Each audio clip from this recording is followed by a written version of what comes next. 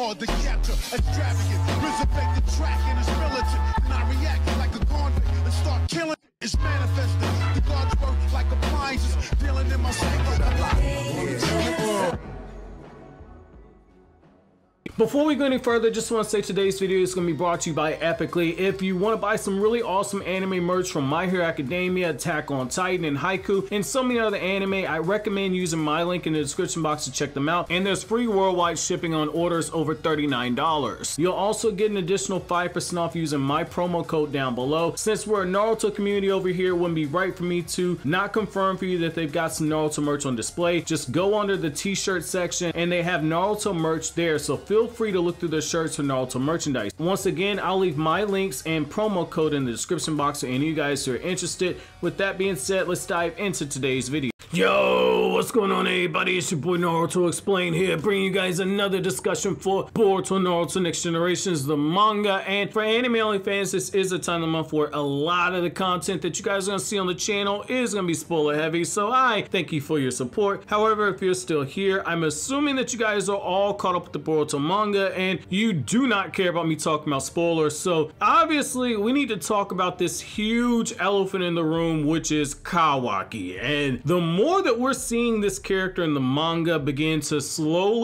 spiraling out of control, getting closer and closer to time skip Kawaki, who clearly woke up one morning and chose violence, destroyed the entire Hidden Leaf village. The fact of the matter is this: we are now in a situation where when you add in all the information we have about Kawaki from the Boruto anime, where we saw his heartbreaking story get kind of fleshed out even further, and we see more of his relationship with his father, and now we have the situation where he's been living with his adopted father in Naruto, and he's finally been released of Jigen / Ishiki Osusuki. Now we're in a situation where that rage that was inside of that small little boy, that rage has continued to bubble, and I feel like Kawaki is at a very vulnerable space right now where one thing can push him from being redeemable to going down that path of darkness. Now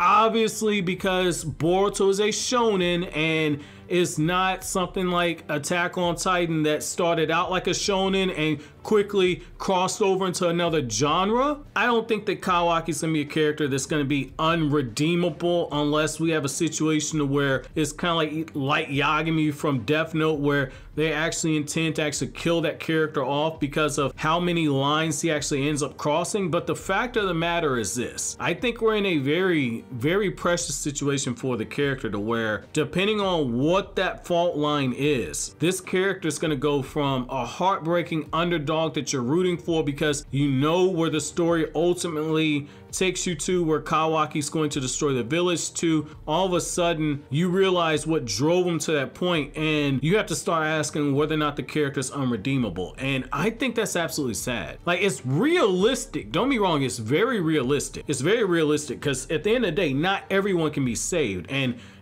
mankind, the history of mankind is violence. Like, we can pretty it up and dress it up. People read shonen in order to escape from reality, but the reality of mankind itself is that war is always there. Violence is always there. Even in some of our religions, violence was a part of the religions. When you read some of the texts, there were violent acts that took place. And so when you look at Kawaki, it's like we see a character that is trying to struggle against that human nature, and yet at the same time, because of everything that's been done to him, because of everything that he's went through, ultimately all roads are going to lead to this point. And that is so heartbreaking, because you can look at this and you can tell Naruto is trying desperately to save this boy. I think Naruto more than anybody, because Naruto is now a father. Naruto is now 32 years old. Naruto is looking at Kawaki, and he's not only seeing a younger version of Sasuke, but he sees a younger version of Sasuke that was too far gone, but could still be potentially saved. And I think that we're in a situation where, because Naruto's projecting how he remembered Sasuke, and he's projecting how he felt as a Jinchuriki and what his life could have been, he wants nothing more than to give Kawaki a good life. And yet at the same time,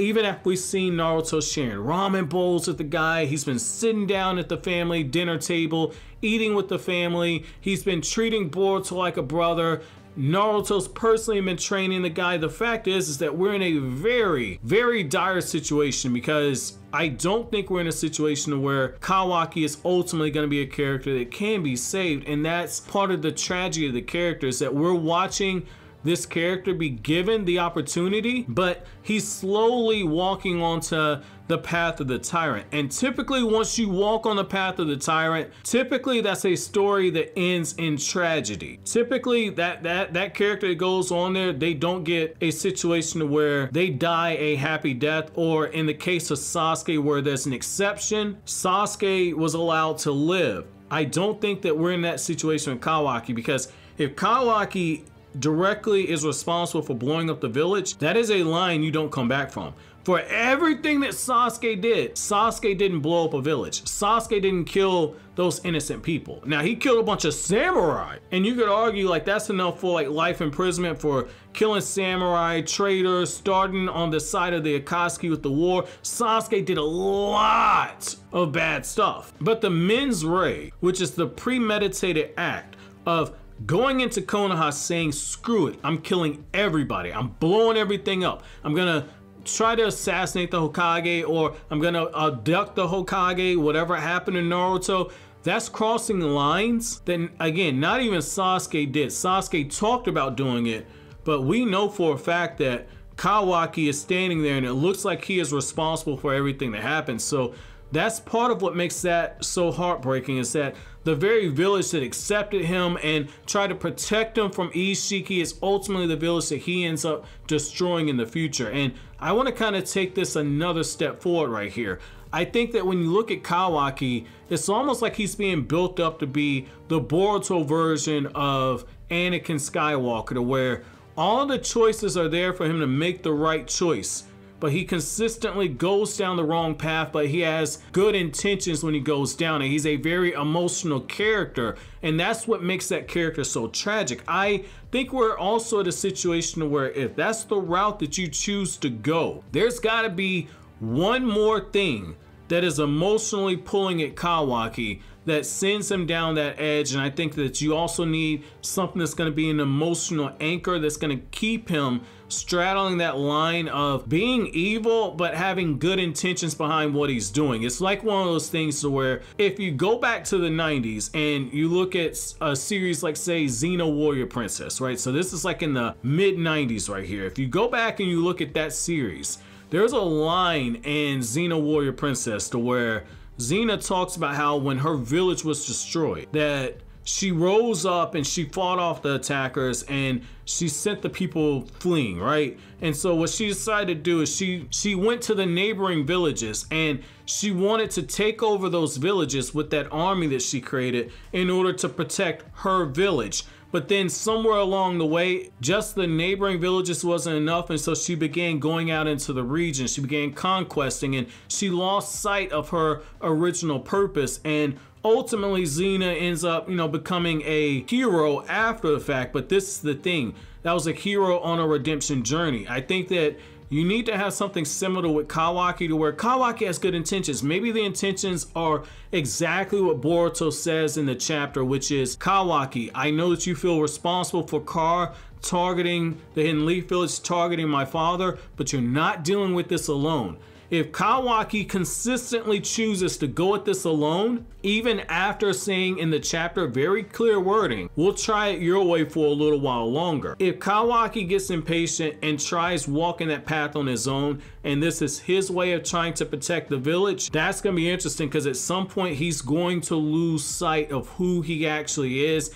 And that's the very thing that Naruto is attempting to save him from. Naruto is attempting, by bringing him into the household, raising him, being his sensei, Naruto's trying to quell that rage. He's also trying to heal a broken heart. He's also fighting for Kawaki's soul, because he's trying to essentially keep Kawaki from losing sight of himself. And that's what makes this so tragic right here, is that Naruto is ultimately going to fail in this aspect. Because think about how heartbreaking that's going to be when Kawaki raises his arm against Naruto after everything that Naruto's done for him. However, I want to know from you guys, what do you guys think about this? Do you guys think that having Kawaki walk down this road is something that could work for the story? Let me know down in the comment section below. But as always, guys, if you like anything I had to say, don't forget to comment, rate, subscribe, and share. Thank you so much for watching to the end. Have an awesome day, guys.